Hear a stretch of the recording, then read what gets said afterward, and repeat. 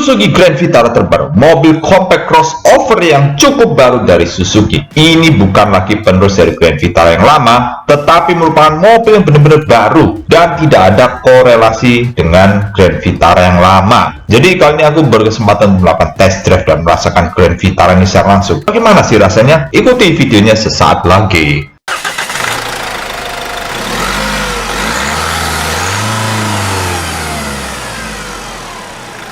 Langsung aja ke video test drive kali ini. Impresi pertama melihat mobil ini, bentuknya cukup kompak sehingga kalau mau manuver cukup enak, apalagi waktu parkir dan keluar cukup mudah serta tidak menyulitkan sama sekali karena dimensi bodinya memiliki panjang hanya 4,345 meter dengan lebar 1,795 meter dan tinggi 1,645 meter sehingga membuatnya praktis digunakan di jalanan yang agak sempit juga. Terus urusan suspensinya di Grand Vitara ini ya biasa aja sih menurut aku ya, tapi juga agak sedikit empuk tapi juga tidak terlalu keras ya. Buat aku ini sih rata-rata lah kenyamanan suspensinya ya, jadi biasa aja intinya ya. Dan selain itu yang cukup menyenangkan dari Grand Vitara ini ialah memiliki beberapa fitur yang buat harganya itu sudah sangat worth gitu ya. Tapi ya aku tidak akan menjelaskan ulang di video ini karena sudah pernah di review di video induktor yang bisa rekan-rekan tonton di link yang ada di video ini, tepatnya di bagian atas ya. Oke,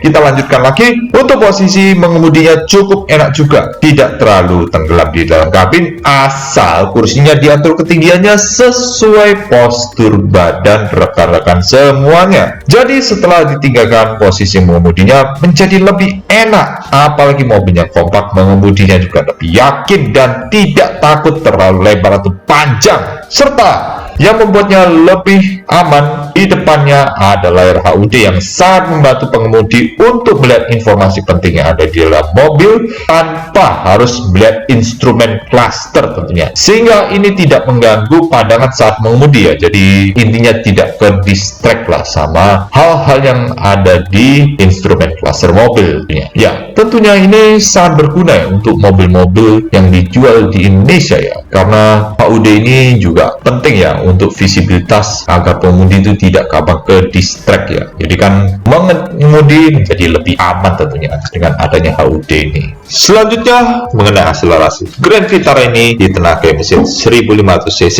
berkode K15C dengan teknologi dual jet, atau bisa diistilahkan ini menggunakan 2 busi per silinder sehingga bisa menghasilkan tenaga ya yang standar aja sih sebenarnya, yaitu 104 PS dengan torsi 137 Nm. Tapi menariknya ini ditambah lagi dengan sistem mild hybrid yang menambah tenaga dari putaran generator khusus yang ditenagai oleh baterai lithium ion 12 volt 6 ampere hour sehingga efisiensi BBM ini ya bisa lebih baik lah minimal ya. Serta untuk transmisinya hanya ada 6 percepatan otomatis aja ya, jadi tidak dijual yang versi manualnya di Grand Vitara ini ya. Tapi sayangnya walaupun sudah menggunakan transmisi 6 percepatan ya atau 6 speed ini ya, rasa mengemudinya ini cenderung biasa aja ya. Bahkan perpindahan giginya ini kurang cepat dan tergolong lamban ya. Bahkan rasanya ini tidak jauh berbeda dengan transmisi 4 speed otomatis. Bahkan waktu mencoba kickdown, akselerasinya juga sangat biasa aja ya. Bahkan putaran mesin cukup tinggi dan ini menunjukkan bahwa perpindahan giginya itu cukup lamban ya. Jadi responnya itu ya nggak terlalu bagus-bagus amat ya, walaupun 6 speed ya. Bahkan saat menggunakan manual mode dengan pedal shift pun akselerasinya sayangnya tidak terlalu berbeda atau bahkan ya sama aja dengan mode drive seperti itu ya. Jadi kalau bisa disimpulkan si Grand Vitara ini bukan untuk akselerasi ya, tetapi untuk cruising di jalanan perkotaan ya. Jadi tenaganya biasa aja, transmisinya pun juga tidak kencang-kencang amat. Jadi ya untuk pemakaian sehari-hari lebih cocok ya, bukan untuk ngebut-ngebutan tentunya ya dengan Grand Vitara ini ya. Mengenai akselerasinya kurang lebihnya begitu aja. Lalu untuk urusan parkir lagi ya, di Grand Vitara ini juga lebih dimudahkan dengan adanya kamera 360 derajat dengan tampilannya di layar head unit, pastinya seperti itu. Walaupun mobilnya tergolong kompak, tapi akan lebih dimudahkan lagi dengan hadirnya kamera 360 ini. Selain itu, fitur safety standar di Grand Vitara ini cukup lengkap, walaupun masih belum ada yang namanya ADAS, tapi sudah cukup untuk sebuah Grand Vitara ini. Oke, mengenai sistem keselamatannya. Jadi sistem keselamatannya ada di Grand Vitara ini meliputi rem ABS. Nah, sedikit menjelaskan juga buat yang belum paham maksud dari rem ABS itu apa. Jadi rem ABS itu merupakan sebuah peranti elektronik yang membantu mencegah terjadinya penguncian roda saat mengerem mendadak agar ban roda itu tidak terseret yang mengakibatkan terjadinya tabrakan. Nah, ya jadi kan kalau ban mobil tidak pakai rem ABS, pasti roda itu bakal ya ngunci gitu dan ban tuh malah nyeret ya, dan bukannya berhenti malah jadi nabrak. Ya kan sama aja tidak aman kalau begitu kan. Ya, disitulah pentingnya rem ABS di masa kini nih ya. Ya, seperti itu.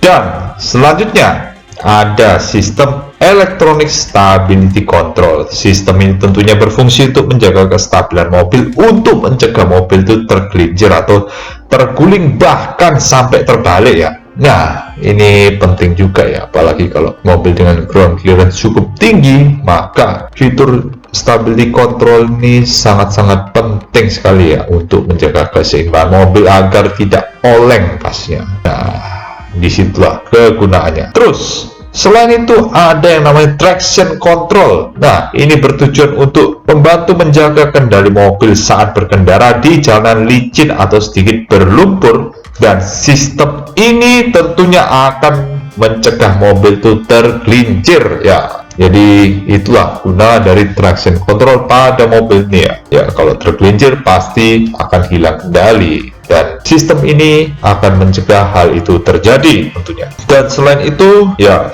ada dual body protection yang berguna untuk perlindungan maksimal saat terjadi tabrakan. Ini merupakan bentuk rangka bodi yang mampu menyerap dan mendispersi energi tabrakan untuk menjaga keselamatan pengemudi dan penumpang pastinya ya. Seperti itu. Dan selain itu masih ada lagi front impact reduction system yang berguna untuk mengurangi dampak benturan saat terjadi tabrakan. Jadi mekanismenya ialah mengurangi energi tabrakan yang disalurkan ke penumpang untuk meminimalisir terjadinya cedera yang serius. Selain itu pastinya juga ada dua airbag depan ya, kanan dan kiri, serta ada sensor parkir belakang yang tentunya semua orang sudah tahu gunanya untuk menjadi panduan saat mau parkir agar tidak bablas ya. Ya, disitulah kegunaan sensor parkir belakang. Serta yang tidak banyak ada di mobil yaitu TPMS atau singkatan dari Tire Pressure Monitoring System. Jadi TPMS ini berguna untuk monitoring tekanan ban ya, alias memantau tekanan ban. Tentunya ini membuat pemilik mobil itu bisa lebih aware terhadap tekanan ban mobilnya ya. Apabila mulai berkurang, bisa cepat-cepat diisi, dan ya kalau mungkin tekanannya berkurang drastis, bisa terindikasi banyak bocor. Seperti itu yang ada di Grand Vitara ini ya. Terakhir, kehadiran sunroof di Grand Vitara ini juga membuat suasana kabin menjadi lebih lapang dan juga lebih lega dan lebih terang tentunya, dan juga tirainya itu ya sedikit agak transparan gitu, jadi cahaya masih bisa masuk lah minimal, jadi tidak benar-benar tertutup ya kalau ditutup tirainya begitu. Dan selain itu ya ini juga menggunakan panoramic sunroof yang bisa dibuka di sisi depannya pula ya, membuat suasana kabin ini semakin lega sampai ke bagian penumpang belakang. Begitu. Ya, begitu aja sih mengenai test drive dari Suzuki Grand Vitara terbaru ini. Ya, buat aku, ya Suzuki Grand Vitara ini secara harga cukup value for money. Ya, walaupun secara akselerasi tergolong biasa aja karena ya bukan diciptakan untuk performa tinggi ya, tapi cocok juga untuk pemakaian dalam kota karena bentuknya yang kompak, serta ya pastinya juga irit BBM untuk dalam kota ya sudah cukup lah untuk akselerasi segitu ya. Walaupun yang kurang dari sini adalah transmisi otomatiknya yang tidak seperti transmisi Matic 6 speed ya. Jadi perpindahan giginya itu masih serupa dengan Matic 4 speed yang tergolong lamban. Nah, disitulah yang membuat Matic 6 speed itu itu terlihat seperti gimmick sebenarnya. Ya, di situ aja sih yang agak mengecewakan dari Suzuki Grand Vitara ini. Tapi untuk urusan mesin sudah ditambah dengan mild hybrid, tentunya tenaganya bisa disupport dari ISG atau yang namanya Integrated Starter Generator, yang merupakan generator listrik untuk membantu putaran mesin tentunya. Jadi kerja mesin itu bisa lebih ringan dengan hadirnya mild hybrid di Suzuki Grand Vitara ini ya. Ya, kesimpulannya sih seperti itu aja dari test drive Suzuki Grand Vitara kali ini ya. Ya, kalau rekan-rekan menyukai video ini, jangan lupa kasih like dan jangan lupa kasih komentar kalau mungkin mau menambahkan informasi-informasi yang terlewat dari test drive Suzuki Grand Vitara terbaru ini. Dan jangan lupa subscribe ke channel Anthony Car Lover kalau belum. Akhir kata, terima kasih sudah menonton dan sampai ketemu di video selanjutnya.